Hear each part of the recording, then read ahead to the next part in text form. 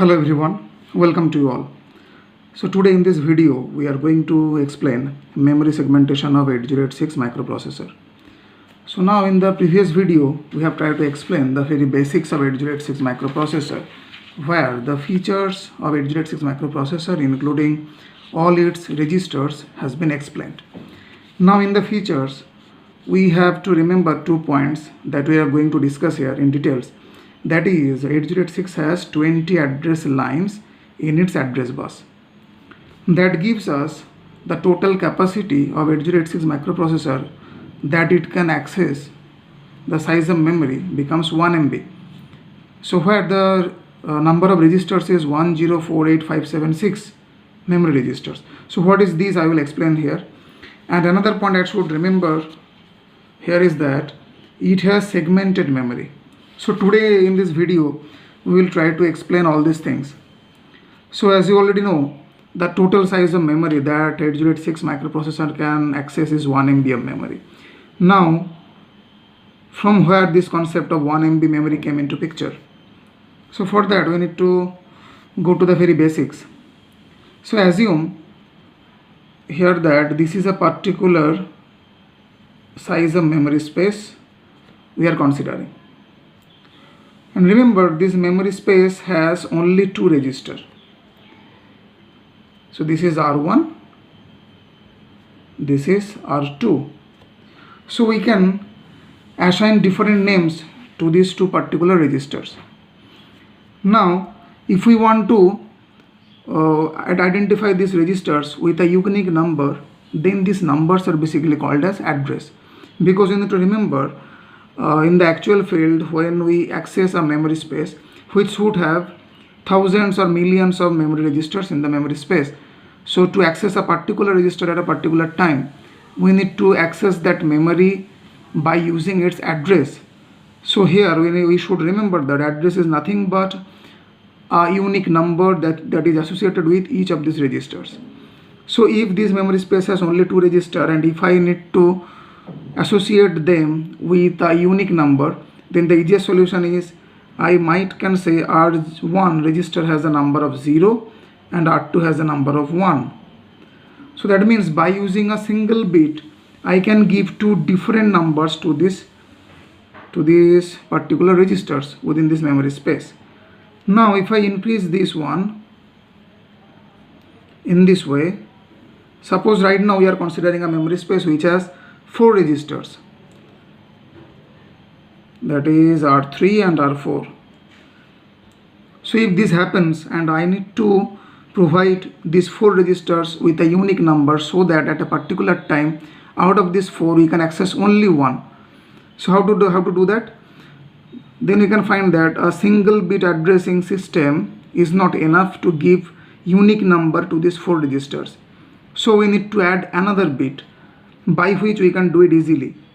So this one can be 00, second register can be 01, this is 10 register, this is 11. So you can find that to give unique numbers, which is basically address, to a memory space which has only 4 registers, I need 2 address lines or 2 different bits. So similarly, if it has 8 number of registers, then we can find that 2-bit number system is not enough to give them numbers. This is R5, R6, R7 and R8. If it happens, then 2-bit addressing system is not enough to give them number. So what is the solution? We need to add another bit here.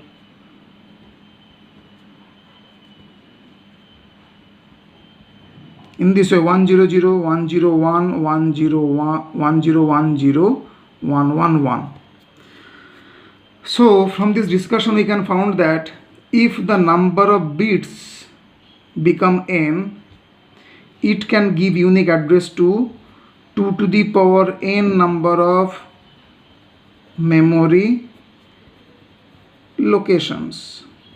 So these numbers 000 to 111, all of them define different memory locations which corresponds to different registers available in this memory space.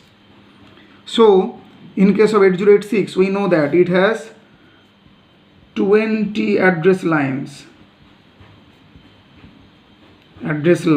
in its address bus.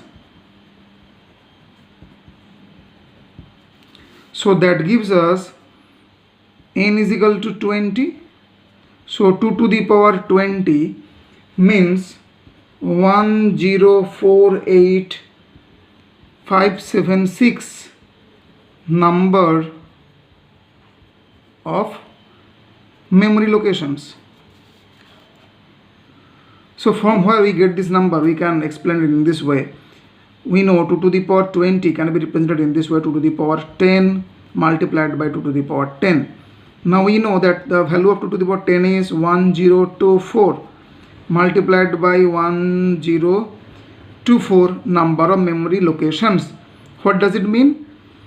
That means there is a memory space within which this number of registers are there. Each of these registers have unique number associated with it, which is basically their address, and the length of the address will be a 20-bit one. Here the length of the address is 3-bit when we are considering only 8 registers available within a memory space. So here this number of memory locations means this number of memory registers are there, so their addresses will be in the length of 20 bits. Now 1024 is called K, that is kilo. So we can find that it has basically 1024K of memory locations. K of memory locations. Now 1024K is called 1M. 1M, that is mega. 1M number of memory locations.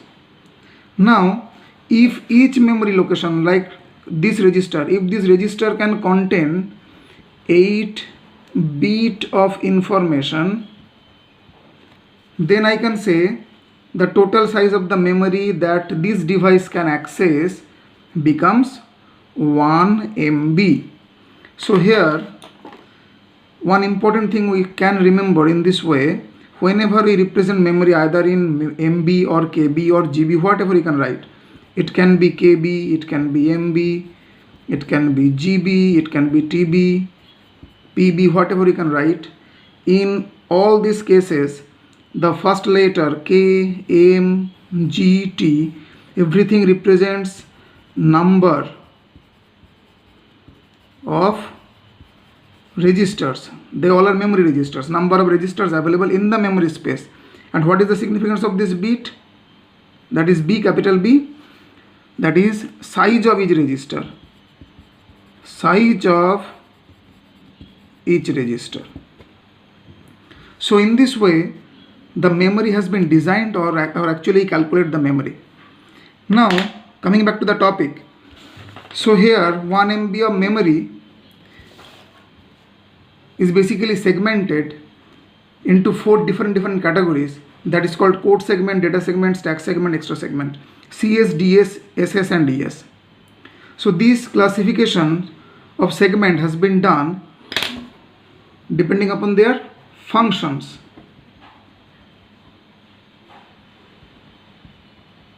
So this classification or this segmentation has been done depending upon their function. So the particular segment of the memory which is used to store the executable program, that means we are talking about that code which can be executed by this processor, is called code segment. So similarly, another segment of memory which can be used to store data only is called data segment. Another set of memory or segment of the memory which is used to implement stack memory is called stack segment. And the last one is extra segment, which is basically another segment available for data storing. And we need to remember here, this extra segment is used for certain addressing modes only. What is addressing mode? I will come to this particular topic once again. So depending upon their functions, the 1 MB of memory can be classified into 4 different groups. We have given them name as segments, so there are 4 different segments. Another point, that is the size of each segment is 64 KB. Now remember, this is the size of memory, maximum size of memory which we can access with this processor 8085. So we can assume that when we are discussing about 8086, it assumes that we have certain amount of knowledge about 8085, and we know 8085 microprocessor can access maximum up to 64 kilobyte of memory. So this 1 MB of memory is finally segmented into different parts. Each of them can have a maximum size of 64 KB. This particular size of memory, how to handle it, how to interface it, is known to us. So that might be a reason why this 1 MB of memory has been segmented into this particular size. Another reason I will explain in the later case. Now if I break 1 MB of memory into pieces of size 64 KB, then how many pieces I have? So simply 1 MB divided by 64 KB gives us 16. So we can say the total 1 MB of memory is divided into 16 number of segments. Now from the previous discussion, we should remember here that we have certain registers which is called segment register, and their name is also like that: code segment register, stack segment register, data segment register, extra segment register. So here the confusion comes. The name of the segment is similar with these particular registers. So what is the relation? The relation is very simple. Suppose this is the total 1 MB of memory space, within which the programmer has selected this particular segment of the memory to store his code that he wants or she wants to execute. So as this particular segment of memory is used to store program, so this one becomes code segment memory. So it becomes code segment memory. Now what is its length? We know its length will be maximum of 64 KB. The maximum limit. Minimum limit does not have any minimum limit. The maximum limit is 64 KB. So the question arises, if this is the starting memory of this code segment, then how to define this one? That means from where within this total space this particular code segment starts. So that answer is given by the segment registers. So we should remember in this way, the function of this code segment register is to hold the base address,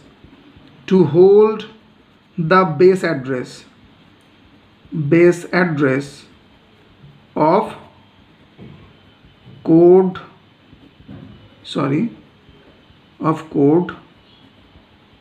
segment memory.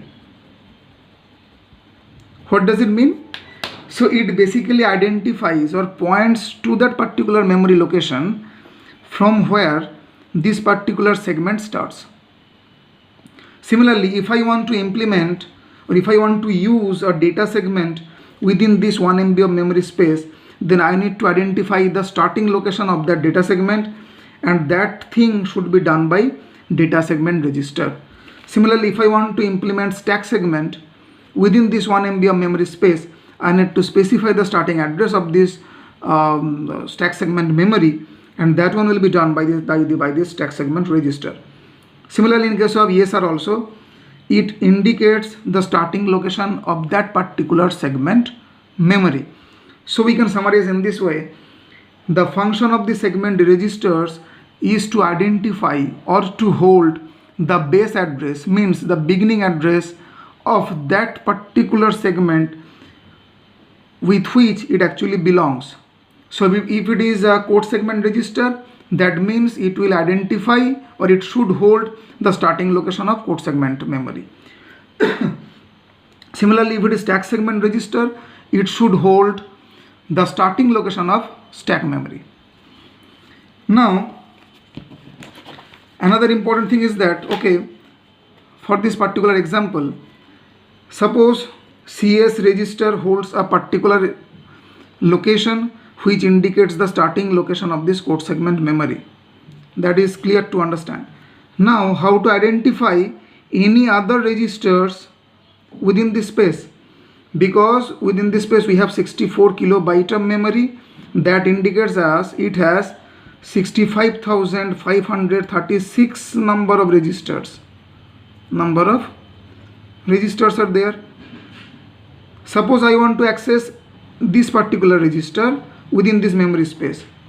So how to do that? For that we have another concept that is called offset. So that is done by offset.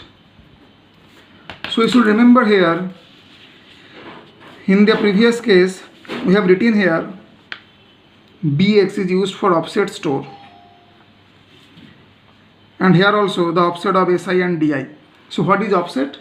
We should remember in this way: offset address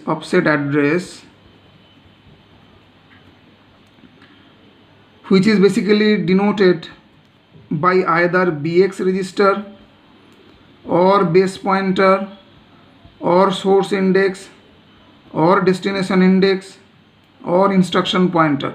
So these are the primarily registers available.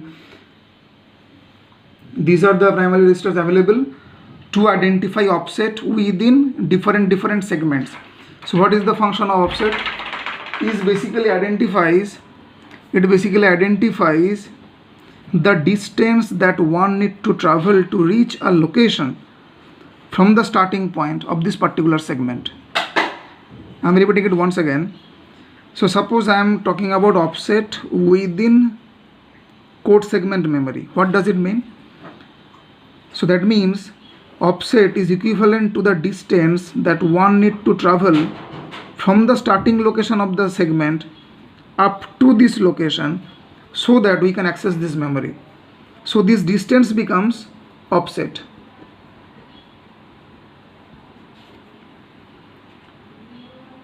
So similarly, we can take example in this way also.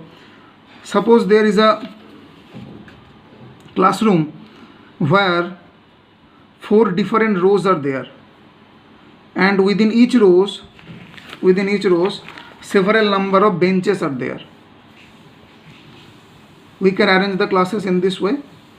Hopefully every classes looks like this one. So the starting location of this row is this one. This is the starting bench. So if I want to access this particular bench, what is the easiest option? Identify the starting location of this row, then travel this distance up to this one. So the starting location of this row is given by segment registers, and the distance that one need to travel is called offset. So at least we can understand from this discussion that for the easier option to access a particular memory locations or memory cell within the 1 MB memory space, we have divided it into two different concepts. One is called the segment addresses and the one is called offset address. And offset address is denoted by these particular registers: BX, BP, SI, DI, IP. So here I should remember, or I should mention here so that everyone can remember. In case of code segment, so we know that the starting location of code segment will be given by CS register. So starting location will be given by CS register, and who will identify the distance that one need to travel to reach any of these locations within this space? The answer is IP, instruction pointer.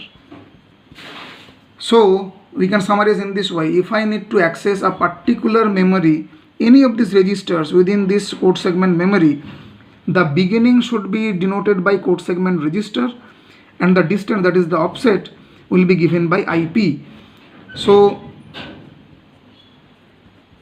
the function of this one is the starting location of the segment, and the function of IP here is to obtain offset within segment. Now all these registers, all these offset registers are of size of 16-bit. The size of each register is 16-bit by default in case of 8086. So definitely these offset registers also have a size of 16 bit. So by 16 bit register, what is the maximum numbers of locations that we can store? I'm repeating it once again. So assume this is a register.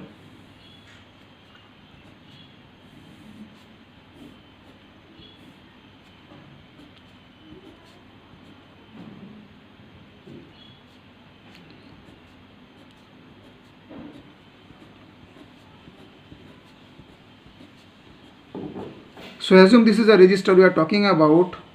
It starts from D0, bit number 0, D0 to D15. So each register has 16 different bits to store. So what is the minimum value that we can store here? That is 16 number of zeros.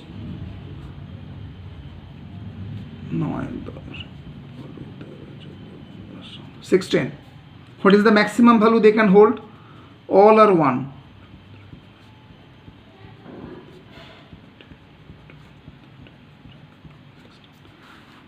So the minimum value they can store is 0, 0, 0, 0 hex, and the maximum value they can store is F hex.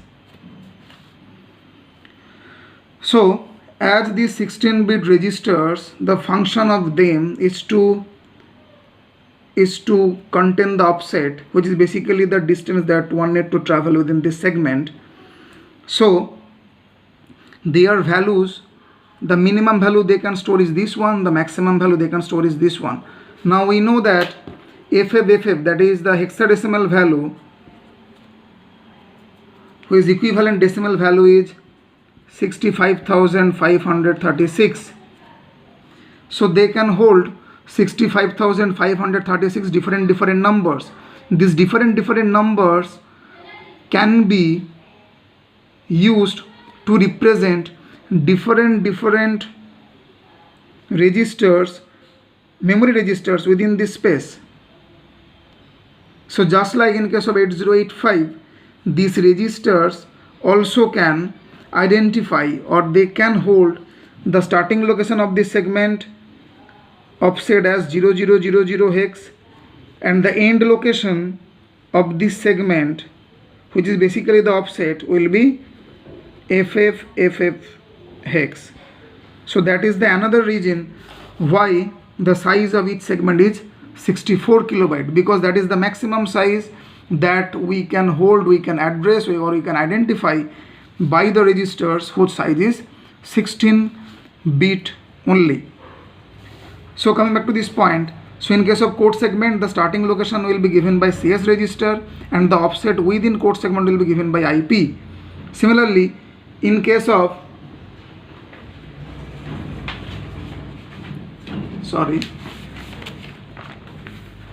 in case of data segment, the starting location of this data segment will be given by DS register, that is data segment register, and the offset within this segment will be given by either base pointer or BX register. This is very important, we need to remember. Remember, instruction point can hold the offset within code segment only. In case of data segment, BP and BX can hold the beginning address, the offset of data segment. In case of stack segment, the starting location of the segment will be given by stack segment register and the offset will be given by SP, the stack pointer. Similarly, in case of extra segment, the beginning of this extra segment will be given by extra segment register plus destination index DI for offset. So we should remember here SI and DI both are used for storing offsets. SI stores offset of data segment. In case of data segment, the offset can be given by SI also. So we need to remember here SI also. that is for a particular addressing mode, and the destination address, the offset of the destination address, destination data actually, data in the extra segment is given by DI. So we can summarize in this way. In case of code segment, the starting location is given by CS register, offset is given by IP. In case of data segment, starting location is given by DS, that is data segment register, and offset is mainly given by BP. In some cases it is BX. In case of stack segment, the starting location of the stack segment is given by stack segment register, and the offset within this segment is given by stack pointer. In case of extra segment, the starting location of the segment is given by extra segment register, and the offset is given by DI, that is destination index. So SI and DI is mainly used for string manipulations, and if I consider them with respect to the addressing modes, then it is index addressing mode, base index addressing mode, and relative base index addressing mode. So in case of different addressing modes, only SI and DI becomes usable, and in rest of the cases the scenario is like this one. So if I recall the registers that we have written in the previous video, then you can find that the function was BX was offset storage. Similarly, the function of pointer register, that is IP, BP and SP, was the offset within code segment, data segment, stack segment. And the function of index registers is also to store offset registers. So hopefully this whole thing is easy to understand via this discussion. So thank you all. Thanks for watching. Thank you.